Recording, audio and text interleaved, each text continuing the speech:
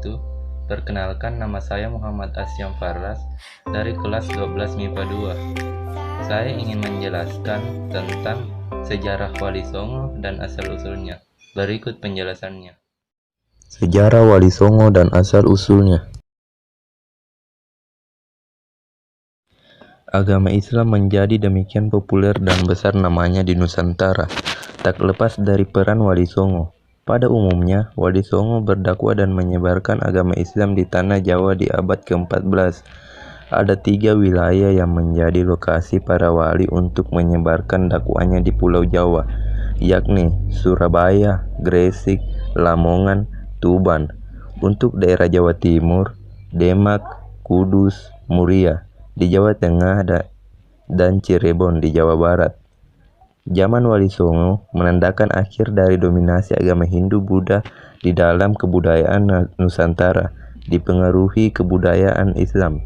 Meski banyak tokoh lainnya yang berperan dalam menyebarkan agama Islam di Indonesia, khususnya Pulau Jawa, Wali Songo adalah simbolnya. Mereka juga memiliki dan cukup besar untuk warisan Islam di Jawa.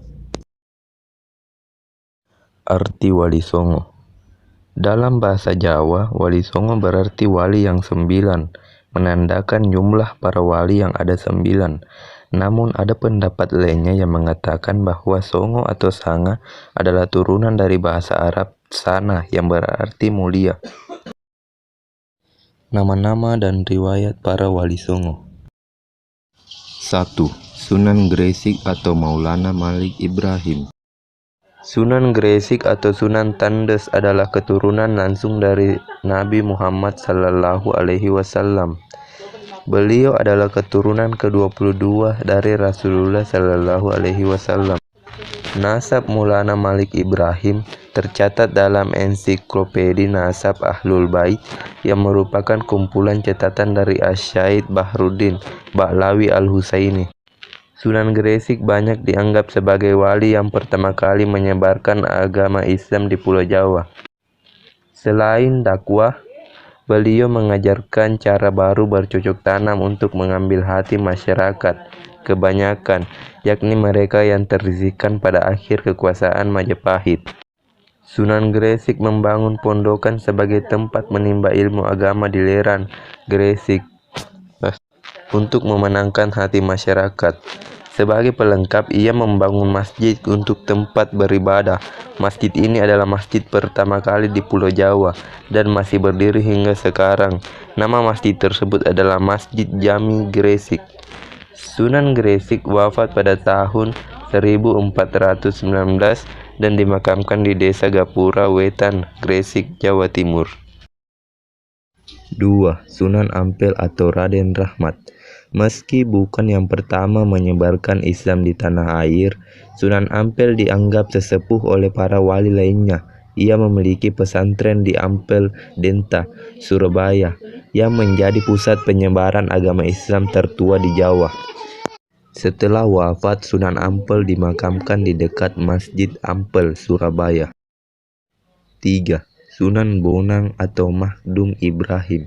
Sunan Bonang adalah putra dari Sunan Ampel. Semasa hidupnya, Sunan Bonang kerap berdakwah melalui kesenian agar bisa menarik masyarakat Jawa untuk memeluk agama Islam. Pernah mendengar lagu Wijil atau Tombo Ati yang dipopulerkan oleh Opik? Kedua lagu tersebut adalah hasil karya Sunan Bonang. Untuk menambah unsur Islami dalam lagu-lagu yang digubahnya, Sunan Bonang memasukkan rebab dan bonang sebagai pelengkap dari gamelan Jawa. Oleh sebab itu, ia mendapatkan julukan Sunan Bonang. Sunan Bonang diperkirakan wafat pada tahun 1525 dan dimakamkan di daerah Tuban, Jawa Timur. 4. Sunan Derajat atau Raden Kasim. Raden Kasim yang juga putra dari Sunan Ampel dikenang oleh masyarakat di seluruh tanah air sebagai Sunan Derajat. Dalam misinya untuk menyebarkan agama Islam di Indonesia, ia menggunakan kegiatan sosial sebagai ujung tombaknya. Selain itu, Sunan Derajat banyak berdakwah kepada masyarakat umum. Ia sangat mengedepankan sikap dermawan, kerja keras, dan meningkatkan kemakmuran rakyat sebagai pengalaman agama Islam.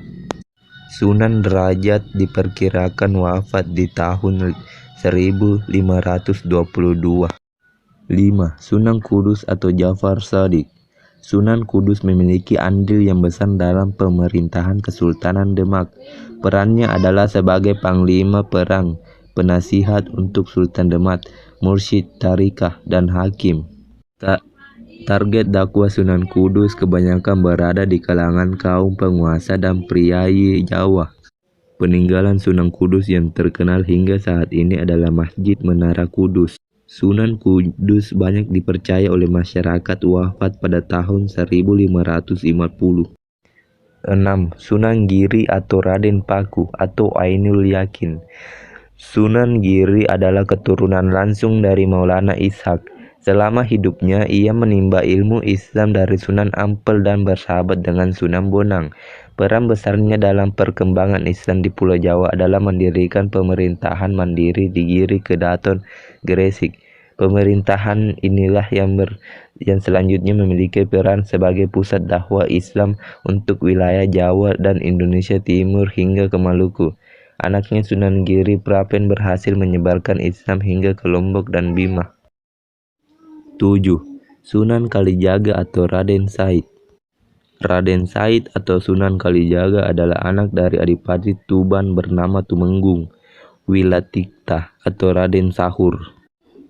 Agama Islam ia pelajari dari Sunan Bonang. Dari Sunan Bonanglah ia belajar menggunakan kesenian dan kebudayaan sebagai alat menyebarkan agama Islam. Kesenian yang kerap ia gunakan berdakwah adalah wayang kulit dan tembak suluk. 8. Sunan Muria atau Raden Umar Said. Raden Umar Said atau Sunan Muria adalah anak dari Sunan Kalijaga. Gaya dakwah Sunan Muria pada umumnya mengambil metode yang digunakan ayahnya, Sunan Kalijaga, yakni menggunakan kesenian. Namun, Sunan Muria lebih senang tinggal jauh dari hiruk-pikuk kota dan tinggal di daerah terpencil untuk menyebarkan agama. Ia juga turut mengajarkan cara bercocok tanam, jual beli dan melaut kepada rakyat jelata.